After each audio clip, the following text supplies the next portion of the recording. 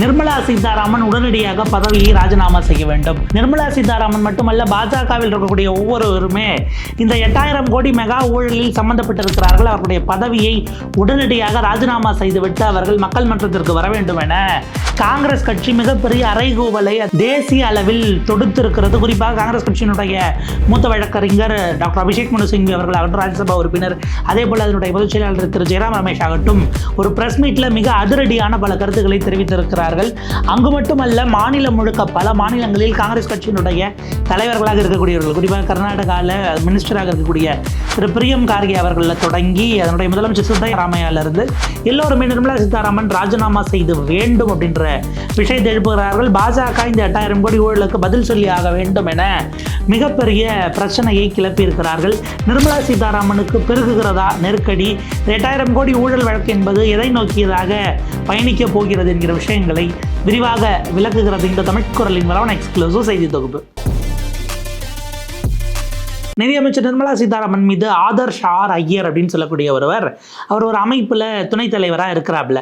அவர் ஒரு 8000 கோடி ரூபாய் நிர்மலா சீதாராமன், ஜேபி நட்டா, அதே போல் பாஜகவினுடைய கர்நாடக மாநில தலைவராக இருக்கக்கூடிய, இன்னைக்கு மாநில தலைவராக இருக்கக்கூடிய விஜயேந்திரா எடியூரப்பா அவர்களுடைய மகன், அதே போல் பார்த்திங்க அப்படின்னா முன்னாள் தலைவராக இருந்த ஒருவர் மீதெல்லாம் வழக்கு போடணும் அப்படின்ட்டு அவர் கோர்ட்டுக்கு போகிறார். அதாவது ஒரு 8 மாதம் போராடி அவர் போய் வழக்கை பதிவு செய்து விட்டார். எஃப்ஐஆர் பதிவு செய்யப்பட்டிருக்கிறது. ஐபிசியில் 2 செக்ஷன்ஸில் அவங்க மீது வழக்கு பதிவு செய்யப்பட்டிருக்கிறது. அப்போ இந்த இடத்துல என்ன செய்ய போகிறது அப்படிங்கிற இடத்துல தான் காங்கிரஸ் கட்சி தன்னுடைய அதிரடியான வேலைகளை தொடங்கி இருக்கிறது. டெலிகிராஃபில் ரிப்போர்ட் ஆகிருக்கக்கூடிய ஒரு பீஸை பார்க்குறோம். Congress demand Nirmala's resignation and objective probe into extortion allegation அப்படின்னு பார்க்குறோம். உடனடியாக நிர்மலா சீதாராமன் ராஜினாமா செய்யப்பட வேண்டும் அப்படிங்கிறத குறிப்பிட்டுட்டு, நிர்மலா சீதாராமன் ஊழல் செய்ததற்கான முகாந்திரம் இருக்கிறதா என்பதை உடனடியாக விசாரிக்க வேண்டும் அப்படிங்கிறது தான் காங்கிரஸினுடைய விஷயமாக இருக்கிறது. அவங்க என்ன குறிப்பிடுறாங்க? 4 வழிகளில் இவர்கள் பார்த்திங்க அப்படின்னா மிரட்டி இருக்காங்க. நிர்மலா மிரட்டி 8000 கோடியை 4 வழிமுறைகளில் அவங்க பணத்தை பறிச்சிருக்கிறாங்கன்னு காங்கிரஸ் 4 விதமான விஷயங்களை பட்டியல் போடுகிறது. என்ன அந்த 4 விஷயம் அப்படின்னு பார்த்தோம் அப்படின்னா, முதல் விஷயம் ப்ரீபெய்டு. ஒரு கான்ட்ராக்டை கொடுக்கறதுக்காக முன்கூட்டியே, அதாவது கான்ட்ராக்டில் கமிஷனை நீ முன்கூட்டியே கொடுத்துரு, இல்லை உனக்கு இந்த ப்ராஜெக்ட்டுக்கு நீ முன்கூட்டியே கொடுக்கணும்னு பணம் வாங்குறது. இது ஒன்று. ப்ரீபெய்டு, முன்கூட்டியே பணம் கொடுத்துட்டு அப்புறம் உனக்கு கான்ட்ராக்ட் நான் கொடுக்குறேன், ஒரு 10% முன்னாடி கூட மீதி 90% கான்ட்ராக்ட் வந்த பிறகு கூட. இது 2வது பிரைபரி, லஞ்சம். இது உனக்கு கிடைக்கணும் அப்படின்னா, அதாவது இது கமிஷன் சார்ஜ், இது லஞ்சம் அப்படிங்கிறத பார்த்துக்கலாம். இல்லைனா ப்ரீபெய்டு நம்ம எப்படி எடுத்துக்கலாம் அப்படின்னா, இப்போ நாளைக்கு அவர் மேலே ஒரு இடி வழக்கு வருதுங்க, பெயில் கேஸ். ரொம்ப கிளாசிக் எக்ஸாம்பிள் எடுக்கணும் அப்படின்னா, ஒரு pharma company, Andhra Telangana based company, அந்த கம்பெனியில் இருக்கிற ஒருத்தர் பார்த்திங்க அப்படின்னா, நம்ம கவிதா கேசியாக இருக்காங்கல்ல, டெல்லியில் அரவிந்த் கெஜ்ரிவால் கைதானார் இல்லையா, அதில் அவரும் சம்மந்தப்பட்டிருக்கிறாரு. அந்த கம்பெனி சம்மந்தப்பட்டு கைதாகி உள்ளே இருக்கிறார். அவருடைய அப்பா, அந்த கம்பெனியை நடத்தக்கூடியவங்க, அப்பா பையன் 2 பேர். பையன் ஜெயிலுக்கு போயிட்டான். அப்பா எலக்டோரல் பாண்ட் வாங்கி பிஜேபிக்கு கொடுக்குறாரு. அடுத்த சில நாட்களில் அவர் அப்ரூவராக மாறுகிறார். அவருக்கு பெயிலில் இடி என்ன சொல்லுது? நாங்கள் எங்களுக்கு எந்த பிரச்சனையும் இல்லை, நாங்கள் அவரை பெயிலில் போகிறதுல எந்த பிரச்சனையும் இல்லை, அவர் அக்யூஸ்டிலேருந்து அவர் விட்னஸாக மாறிட்டார், அதாவது அவர் ஒப்புதலாக வாக்குமூலம் கொடுத்துட்டாரு, பிறல் சாட்சிங்கிறத விட அரசு சாட்சியாக மாறிட்டாருன்னு சொல்கிறாங்க. இப்போ அவர் பெயிலுக்காக முன்கூட்டியே கொடுக்கப்பட்ட பணமா, ப்ரீபெய்டாக அப்படிங்கிற கேள்வி வருது. இப்போ பிரைபரிங்கிறது கமிஷனாக நம்ம வச்சுக்கலாம். போஸ்ட் பெய்டு பிரைபரி, அது முடிஞ்ச பிறகு அப்புறம் பணம் கொடுக்கறது. அப்புறம் போஸ்ட் ரைடு பிரைபரி, அது முக்கியமானது. கம்பெனிக்கு ரைடு வந்த உடனே கேஸை பதிவு பண்ணிடாதீங்க, ஆதாரங்களை திரும்ப கொடுத்துருங்க, அப்படி வாங்கக்கூடியது போஸ்ட் ரைடு பிரைபரி அப்படின்னு 4 விதமாக நிர்மலா சீதாராமன் அவர்கள் லஞ்சம் பெற்றிருக்கிறார் என ஒரு பகிரங்கமான குற்றச்சாட்டை காங்கிரஸ் கட்சி இன்றைக்கு அவர் மீது வைத்திருக்கிறது. And through shell companies. இது இல்லாமல் கூடுதலாக நம்ம பார்க்க வேண்டியது, ஷெல் கம்பெனிஸ் மூலயமா அவங்கள விசாரித்து ரைடு பண்ணி அவங்க வச்ச பிளாக் மணியை ஒயிட்டாக மாற்றுறாங்கன்னு பிடிக்காமல் பண்ணது அப்படிங்கிற ஒரு பாயிண்ட்டை தான் நம்ம கவனிக்க வேண்டியிருக்கு.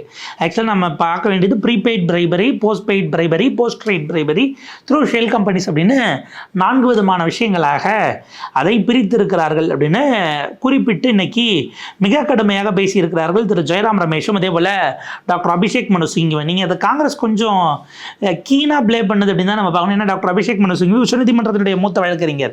நீங்கள் கெஜ்ரிவால் வழக்கிலிருந்து ஹேமந்த் சோரன் வழக்கிலிருந்து பல வழக்குகளில் அவர் ஆஜராகி ஈடியினுடைய அந்த விஷயங்களில் முனைமுறிய செய்து அவர்களுக்கான சட்ட உரிமையை பெயில் வாங்கி கொடுத்ததுலேருந்து பலவிதமான விஷயங்களை அவர் செய்திருக்கிறார் அப்படிங்கிறத நம்ம பார்க்குறோம்.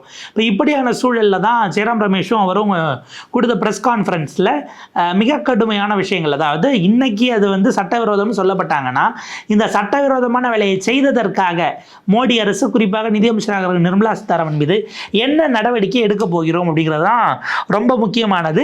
இது அதாவது ஜனநாயகத்தை படுகுழியில் புதைத்த பொறுப்பு அப்படிங்கிறது நிதியமைச்சராக இருந்த நிர்மலா சீதாராமனுக்கு தான் மிக கூடுதல். ஏன்னா அவங்க தான் கன்சர்ன்ட் மினிஸ்டராக இருந்தாங்க, ஸ்டேட் பேங்க்கு கூட அவங்க தான் கண்ட்ரோல் பண்ணக்கூடிய இடத்துல இருந்தாங்க, இந்த பாண்டை என்கேஷ் பண்ணுறது இந்த வேலைகள்லாம் சம்மந்தப்பட்டாங்கன்றதுனால ஒட்டுமொத்தமாக இந்தியாவினுடைய ஜனநாயக அமைப்பு முறையை அதை வந்து மலினப்படுத்தியதற்காக நிர்மலா சீதாராமன் பதவி விலகியே ஆக வேண்டும் அப்படிங்கிறது தான் அவங்க அழுத்தம் திருத்தமாக பேசிய முதல் டிமாண்ட் அப்படின்னு நம்ம பார்க்குறோம். அதே போல் என்ன சொல்கிறாங்க அப்படின்னா, உச்சநீதிமன்றம் உடனடியாக இந்த வழக்கில் நிர்மலா சீதாராமன் மட்டுமல்ல, மோடி மட்டுமல்ல, அமித்ஷா மட்டுமல்ல, ஜேபி நட்டா மட்டுமல்ல, பாஜக ஒட்டுமொத்தமாக இவங்க எல்லாருமே இந்த எலக்டோரல் பாண்டில் எந்தெந்த கம்பெனிஸ் எல்லாம் பணம் கொடுத்தோ அவர்கள் எதற்காக கொடுத்தார்கள், ப்ரீபெய்டு பிரைபரியா, போஸ்ட் பெய்டு பிரைபரியா, போஸ்ட் ரெய்டு பிரைபரியா, ஷெல் கம்பெனி பணமா, வாங்கின பிறகு அந்த நிறுவனத்துக்கு சாதகமாக பாஜக அரசு என்ன கொடுத்துச்சோ, கான்ட்ராக்ட் கொடுத்துச்சா, அவங்கள வழக்கில் இருந்து விடுவிச்சுதா, அவங்க மேலே கேஸ் போடாமல் விட்டுதா, இருக்கிற கேஸை தொடராமல் பார்த்துக்குச்சா, இப்படியானதெல்லாம் கண்டுபிடிக்க உச்சநீதிமன்றம் நேரடியாக களமிறங்கி டாக்டர் டிஒய் சந்திரசூட் அவர்களுக்கான ஒரு செய்தியாக நம்ம அதை பார்க்க வேண்டியிருக்கு. உச்சநீதிமன்றம் நேரடியாக களமிறங்கி அவங்க ஒரு ஸ்பெஷல் இன்வெஸ்டிகேஷன் டீம், சிறப்பு விசாரணை குழு, சிறப்பு புலனாய்வு குழுவை அமைத்து அவர்கள் அதை முன்னெடுக்க வேண்டும். அந்த குவிட் ப்ரோக்கோல அத்தனை விஷயங்களையும் விவாதித்து பொதுவெளிக்கு மக்கள் மன்றத்துக்கு கொண்டு வந்து இவர்களுடைய ஊழல் முகத்திரையை கிழிக்க வேண்டும் என காங்கிரஸ் கட்சி டிமாண்ட் பண்ணியிருக்கு. கம்ப்ளீட் ஸ்கீமுக்கும் அப்படிங்கிறத பார்க்குறோம். அபிஷேக் மனு சிங்வியும் சரி, இவங்க ரெண்டு பேரும் சொன்ன விஷயம் வந்து பார்த்திங்கன்னா, இந்த மாதிரி தான் இவங்க பல முறைகளில் புதிதாக ஊழல் டெக்னிக்ஸை கண்டுபிடிச்சிருக்கிறாங்க அப்படின்னும் குறிப்பிடுகிறார்கள். இப்போதே அவங்க வந்து பார்த்திங்கன்னா 3 அடிப்படையில் நிர்மலா சீதாராமன் வந்து பார்த்திங்கன்னா இன்றைக்கி குற்றம் சாட்டப்பட்டிருக்கிறார். She is guilty. அவங்க ஏற்கனவே இதில் வந்து ஒரு குற்றவாளின்னு நம்ம சொல்லலாம் அப்படிங்கிற ஒரு சார்ஜை கடுமையாக வச்சுருக்கிறாங்க.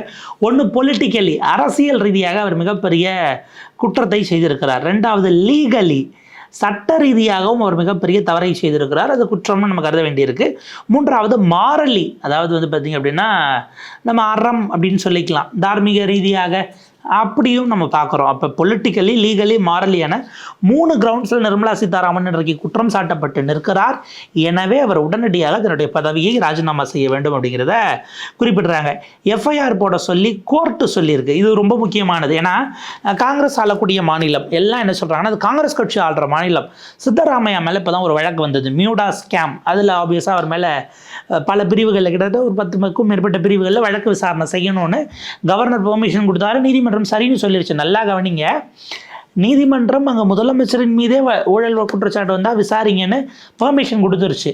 அதை மறைக்கிறதுக்காக இவர் மேலே கொடுத்தாங்க அப்படின்னு எல்லாரும் சொல்கிறாங்க. இந்த இடத்துல நம்ம ஒரு செகண்ட் ஃப்ரீஸ் பண்ணிவிட்டு, காங்கிரஸ் கவர்மெண்ட் இதில் கொடுக்கணும் அப்படின்னா இன்றைக்கி கொடுத்துருக்க வேண்டாம், 8 மாதத்துக்கு முன்னாடியே கொடுத்துருக்கலாம். ஏன்னா பிப்ரவரி மாதத்தில் எலக்டோரல் பாண்டு செல்லாதுன்னு உச்சநீதிமன்றம் அதனுடைய கான்ஸ்டியூஷன் பெஞ்ச் அறிவிக்குது.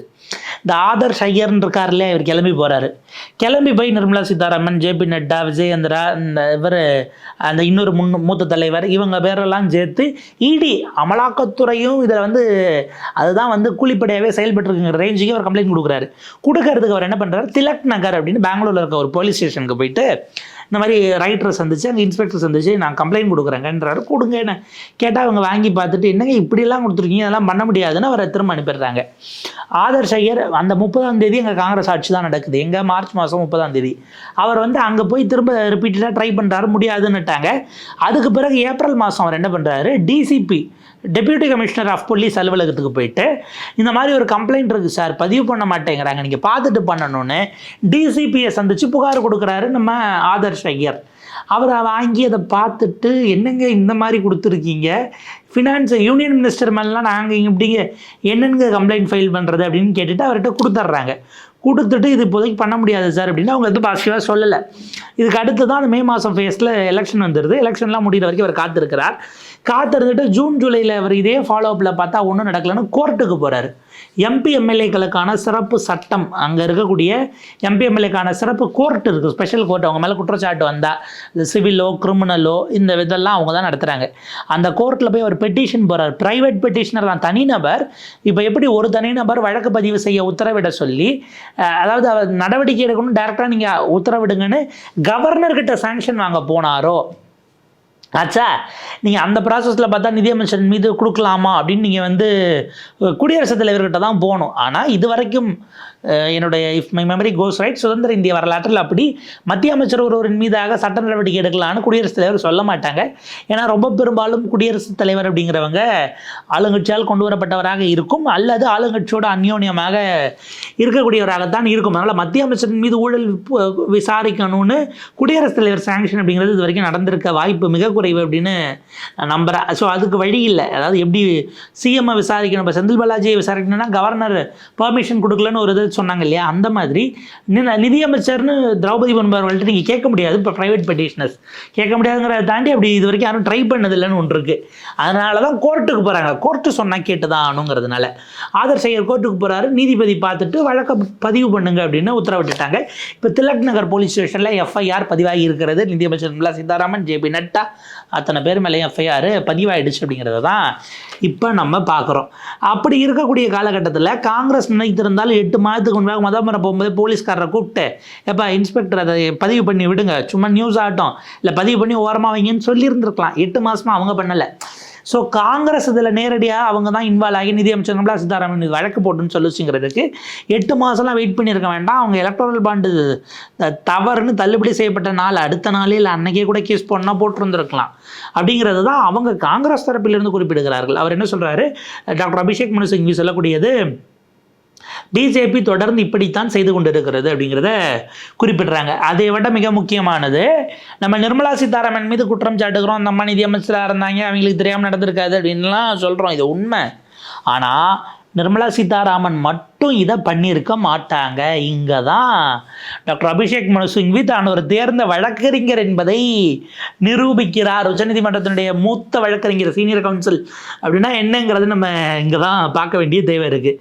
இந்த வழக்கிலேயே A1 A2 நிர்மலா சீதாராமனாக இருக்கவே முடியாது, அவங்க தனித்து அவங்களாக இதை செஞ்சுருக்க முடியாதுன்னு A1 A2 காலத்தை யாருக்காக விட்டு வைக்கிறாருன்னா, அது பொலிட்டிக்கலி நம்ம பார்த்தோன்னா நம்முடைய பிரதமர் மோடி அவர்களுக்கும் உள்துறை அமைச்சர் அமித்ஷா அவர்களுக்கும் விட்டு வைக்கக்கூடியதாக இருக்கும். மேபி A3ங்கிற இடத்துல கட்சியினுடைய தலைவராக இருந்த ஜேபி நட்டாவையும் அவங்க சேர்க்கலாம். என்ன ஹைராக்கியில் போட போகிறாங்க அப்படிங்கிறது நமக்கு தெரியல. Finance minister cannot do this on her own. We know who is number 1 and number 2 and this was done on whose direction. யார் 1 2ன்னு தெரியும், யாருடைய டைரக்ஷனில் இது செய்யப்பட்டது, யார் சொன்னதன் காரணமாக நிர்மலா சீதாராமன் இந்த வேலையை செய்தார் என்பதும் நமக்கு தெரியும் அப்படின்னு குறிப்பிடுறாங்க. இதில் எது மிகப்பெரிய இஷ்யூ அப்படின்னா, லெவல் பிளேயிங் ஃபீல்டு மிஸ் ஆனது. எந்த லெவல் பிளேயிங் ஃபீல்டு, ஒரு கட்சிக்கிட்ட போய் 10,000 கோடி எலக்ட்ரல் பாண்டில் போகிறதும், இன்னொரு கட்சிக்கு 500 கோடி வர்றதும், இவங்க 2 பேரும் எலெக்ஷன் சந்திக்க வரும்போது 2 கட்சிகளுக்கும் சமமான வாய்ப்பு என்பது எப்படி உருவாகும் அப்படிங்கிறது தான் கேள்வியாக எழுப்புகிறார்கள். அப்போ தேர்தலே சம கிரவுண்டில் நடக்காமல் போனதுக்கு காரணம், இப்போ நடந்த தேர்தலில் சமபலத்தோடு நடக்கவில்லை எல்லா அணிகளுக்கும் அப்படிங்கிறத குற்றச்சாட்டாகவே வைக்கிறார்கள். அப்போ ஃப்ரீ அண்ட் ஃபேர் போல் நடக்கலைங்கிறதையும் அவங்களோட சார்ஜாக இருக்காங்க. இந்திய ஜனநாயகம் எந்த ஒரு ஜனநாயகத்துக்கும் நேர்மையான எந்த விதமான யாரும் தலையிடாத ஒரு தேர்தல் மிக முக்கியமானது. அதற்கு எதிராக போயிருக்கிற காரணத்தினால் நிர்மலா சீதாராமன் இந்த நடவடிக்கை, பாஜகவினுடைய இந்த எலக்டோரல் பாண்ட் என்கிற ஸ்கீம் ஒட்டுமொத்தமாக ஜனநாயகத்தின் மீது விழுந்திருக்கக்கூடிய மிகப்பெரிய அடி அப்படின்னு, ஒரு மரண அடி என்பதாகத்தான் நாம் அதை எடுக்க முடியும். அதன் மீது நடத்தப்பட்டிருக்கக்கூடிய படுபாதக தாக்குதல் அப்படின்னு அவங்க குறிப்பிட்டிருக்கிறாங்க. அந்த இபிஎஸ்ங்கிறது எலக்டோரல் பாண்ட் ஸ்கீம் கிடையாது. ரொம்ப பிரமாதமாக டாக்டர் அபிஷேக் மனு சிங்வி சொல்லியிருக்காரு. அதாவது இந்த தஞ்சாவூர் கல்வெட்டில் எழுதி வைக்கலாம் அப்படிம்பாங்கல்ல, அந்த மாதிரி ஒரு வார்த்தையை சொல்லி அவர் அதை முடிக்கிறாரு. இபிஎஸ் அப்படின்னா எலக்டோரல் பாண்ட் ஸ்கீம் கிடையாதுங்க, எக்ஸார்ஷனிஸ்ட் பிஜேபி ஸ்கீம், அதாவது மிரட்டி பணம் படிக்கிற பாஜகவின் திட்டம், எக்ஸ்டார்ஷனிஸ்ட் பிஜேபி ஸ்கீம் அப்படின்னு ரொம்ப, அதாவது என்ன சொல்கிறது, அது ஒரு வாசகம் சொன்னாலும் திருவாசகங்கிற மாதிரியான ஒரு அட்டாக்கை அவர் செய்திருக்கிறார். இந்த வகையில் காங்கிரஸ் அதை எழுப்பியிருக்கிறது. இது மிக முக்கியமான ஒரு பிரச்சனையாக அப்படிங்கிறத நம்ம பார்க்குறோம். இது அடுத்த கட்டத்தில் இவங்க அதை எப்படி எலிவேட் பண்ண போகிறாங்கிற கேள்வி முக்கியமானது. நீங்கள் அதை பெட்டிஷனாக மூவ் பண்ண போகிறீங்களா, இல்லை வெறும் பொலிட்டிக்கலாக மட்டும்தான் காங்கிரஸ் எடுக்க போகிறதா என்கிற கேள்வி அதை விட முக்கியமானது. அதே போல் இன்னொரு பக்கம் வந்து பார்த்தீங்க அப்படின்னா, காங்கிரஸ் கட்சியினுடைய கர்நாடக அமைச்சராக இருக்கும் பிரியம் கார்கே அவர்கள் இதே விஷயத்தை குறிப்பிட்டிருக்கிறார். நிர்மலா சீதாராமன் அவர்கள் பதவி விலக வேண்டும் அப்படின்னு அவர் வலியுறுத்தியிருக்கிறார். அங்கே பாருங்கள், நம்ம எக்கனாமிக் டைம்ஸ் ரிப்போர்ட் ஆயிருக்கு. Karnataka minister Priyank Kharge demands FM Nirmala Sitharaman resignation in electoral bond case. அவர் சொல்லக்கூடியது, நிர்மலா சீதாராமன் என்கிற ஒரு நபர் மட்டும் இதில் சம்பந்தப்பட்டவர் கிடையாது, உரிய நடவடிக்கை எல்லோரின் மீதும் எடுக்க வேண்டும் என்பது அவருடைய வலியுறுத்தலாக இருக்கிறது. காங்கிரசினுடைய அகில இந்திய தலைவர் மல்லிகார்ஜுன கார்கே அவர்களின் மகனும் கர்நாடக அமைச்சருமான பிரியங்க் கார்கேனுடைய ஸ்டேட்மெண்ட் இது. ஸோ இது இப்படியாக அடுத்த கட்டத்துக்கு எலிவேட் ஆகுறது. இப்போ இந்தியா கூட்டணி மொத்தமும் இதில் கருத்து சொல்ல போகிறாங்களா, இது எப்படி இவால்வ் ஆகுது, மோடி அமித்ஷாவினுடைய பெயர் அதில் எந்த அளவுக்கு அடிபட போகிறது, இது என்ன மாதிரியான ஒரு விஷயத்தை கிரியேட் பண்ண போகுது அப்படிங்கிறதெல்லாம் நம்ம அடுத்த நிலைகளில் பார்க்கலாம். தொடர்ந்து இணைந்திருங்கள் தமிழ் குரலோடு. நன்றி, வணக்கம்.